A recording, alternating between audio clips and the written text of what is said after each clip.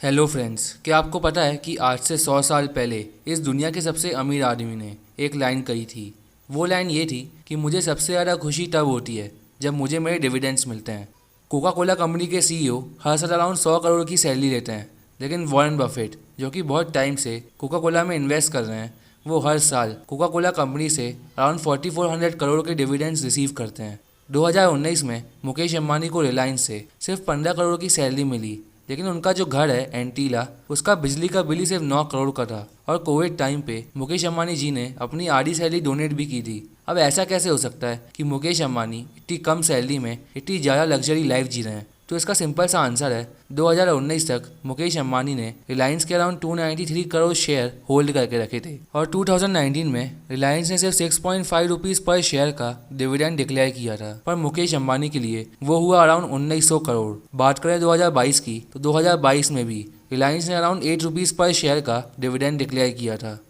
अब in example से मैं आपको ये बताना चाह रहा हूँ कि डिविडेंड्स कितने पावरफुल हैं। मिडिल क्लास लोगों की इनकम होती है सैलरीज और रिच लोगों की इनकम होती है डिविडेंड्स, जो कि हमेशा इन्फ्लेशन से ज़्यादा तेज़ ग्रो होती है। सैलरी कमाने के लिए आपको आपका टाइम बेचना पड़ता है, मेहनत करनी पड़ती है, और अगर हम डिविडेंड्स की बात करें तो आपका पैसा आपको पैसे कमा कर देता है। अब आपके मन में कुछ सवाल आ रहे होंगे, जैसे कि डिविडेंड्स होते क्या हैं, कौन सी कंपनीज हमें डिविडेंड्स पे करती है, हम डिविडेंड्स कैसे रिसीव कर सकते हैं। तो इन सब सवालों के जवाब इस वीडियो में मैं आपको बहुत ही इजी लैंग्वेज में दूंगा। तो सबसे पहले हम ये समझते हैं कि डिविडेंड्स होते क्या हैं। डिविडेंड्स को हिंदी में लाभांश कहते हैं। अब ये लाभांश दो शब्दों से मिलकर बना है, एक तो लाभ और एक अंश। लाभ का मतलब होता है प्रॉफिट और अंश का मतलब होता है हिस्सा। जी हाँ फ्रेंड्स, डिविडेंड्स का मतलब कुछ और नहीं बल्कि प्रॉफिट का हिस्सा होता है।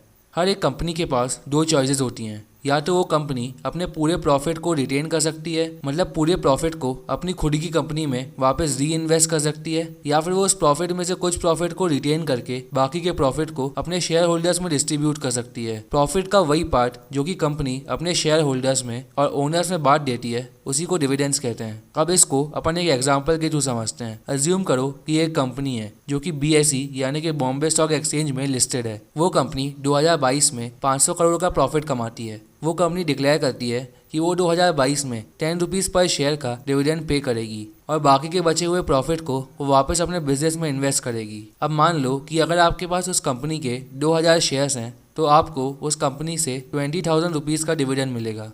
अब बात करते हैं कि कौन सी कंपनीज डिविडेंड्स पे करती है। तो यार वही कंपनी डिविडेंड्स पे करती है जो कि प्रॉफिट में होती है। जो कंपनी लॉस में है वो कभी भी डिविडेंड्स पे नहीं करेगी। डिविडेंड्स ज़्यादातर वही कंपनीज देती हैं जो कि बहुत ही बड़ी और मैच्योर हो चुकी होती हैं, क्योंकि जब कंपनीज न्यू होती हैं तो वो अपने सारे प्रॉफिट को अपने बिजनेस के एक्सपांशन में ही लगाना प्रेफर करती हैं, क्योंकि उनको पता होता है कि आज के प्रॉफिट्स को बिजनेस में लगाकर वो फ्यूचर में कई ज़्यादा प्रॉफिट्स कमा सकती हैं। और इसमें फ़ायदा इन्वेस्टर्स और उस कंपनी के शेयर होल्डर्स को ही होता है, क्योंकि अगर प्रॉफिट्स बढ़ेंगे तो उस कंपनी का शेयर प्राइस भी बढ़ेगा, और अगर फ्यूचर में वो कंपनी डिविडेंड्स पे करेगी तो वो डिविडेंड्स आज के कंपैरिजन में बहुत ज़्यादा होंगे। ध्यान देने वाली बात यह है कि डिविडेंड्स देना या ना देना उस कंपनी के डायरेक्टर डिसाइड करते हैं। अगर उनको लगता है कि कंपनी के प्रॉफिट को री इन्वेस्ट करके फ्यूचर में और ज़्यादा प्रॉफिट्स कमाए जा सकते हैं तो वो डिविडेंड्स नहीं देते, लेकिन अगर उनको लगता है कि प्रॉफिट्स को बढ़ाना थोड़ा मुश्किल है तो वो डिविडेंड्स दे देते हैं। अगर आपके नज़र में कोई कंपनी है जो कि बहुत नई है और वो ग्रो नहीं कर रही है लेकिन फिर भी अच्छा खासा डिविडेंड दे रही है,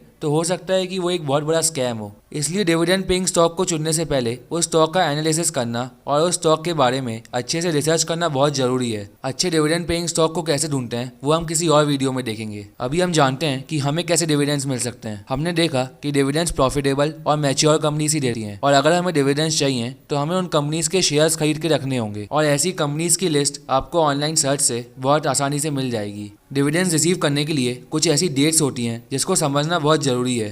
पहली है रिकॉर्ड डेट।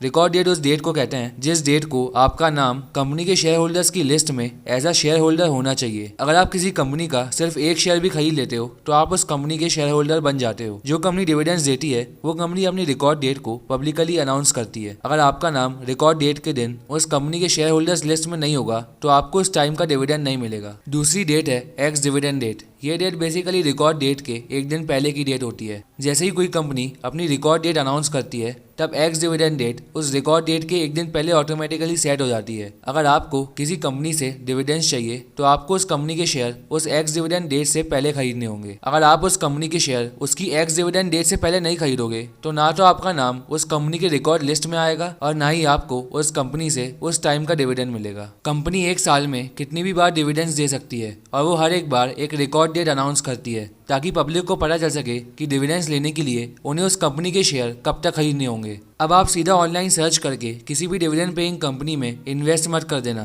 पहले आप थोड़ी रिसर्च करना कि क्या वो कंपनी ग्रो कर रही है, क्या उस कंपनी की मार्केट में डिमांड है, क्या उस कंपनी के ऊपर कोई ज़्यादा कर्जा तो नहीं है, क्योंकि सिर्फ डिविडेंड कमाना ही हमारा मकसद नहीं है। अगर हम किसी डिविडेंड पेइंग कंपनी में इन्वेस्ट कर रहे हैं तो उस कंपनी के शेयर प्राइस का रेगुलर बेसिस पे बढ़ना भी बहुत इंपॉर्टेंट है। तो फ्रेंड्स, ये था आज का वीडियो। अगर अच्छा लगा तो एक लाइक ज़रूर कर देना और इस चैनल को सब्सक्राइब भी कर देना।